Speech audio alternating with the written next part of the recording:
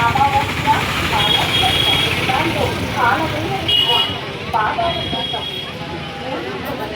కోపం చేసిన సర్వరక్ష కలగదు.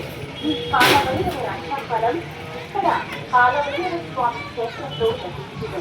ఇంటి గుమ్మానికి ఎదురుగా బయటకు కనబడేలా కట్టడం వల్ల మనం అభివృద్ధి అవుతూ ఉంటే చూడలేని కొంతమంది ఈర్ష్య అసూయలను కళ్ళు తీసి శత్రువులు వక్రదృష్టి చెడు దృష్టి దోషాలు అశాంతి ఇంటిలో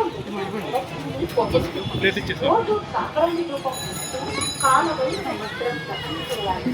కాలవైన రక్షారూపం ప్రతి ఆదివారం అష్టమి అమావాస్య పౌర్ణమి రోజులలో కాలవైన స్వామి క్షేత్రంలో నామదేవత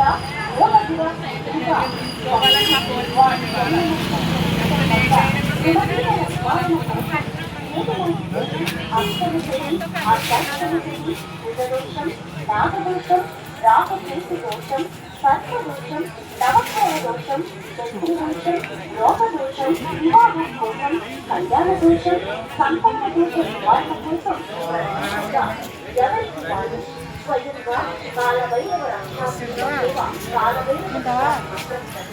నిర్వహించుకోవచ్చు. 33 మార్లు ప్రదక్షిణ చేసి ఈ గోత్ర నామాలను నాగదేవత పాదాల వద్ద సమర్పించగలరు.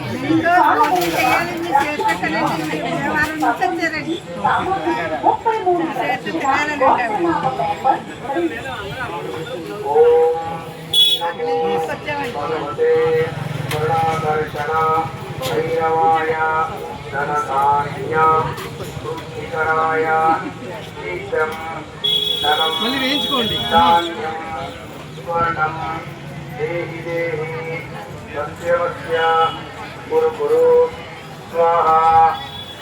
ఓం నమో భగవతే కరుణాకర్షణ భైరవాయ ధనధాన్య వృద్ధికరాయ శీఘ్రం ధనం ధాన్యం స్వర్ణం కరుణాకర్షణ భైరవాయ ధనధాన్య వృద్ధికరాయ శీఘ్రం ధనం ధాన్యం స్వర్ణం దేహి దేహి మధ్యమస్య కురు కురు స్వాహా.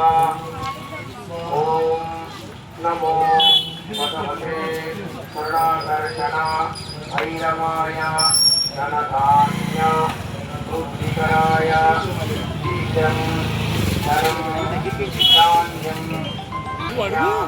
వృద్ధికరాయ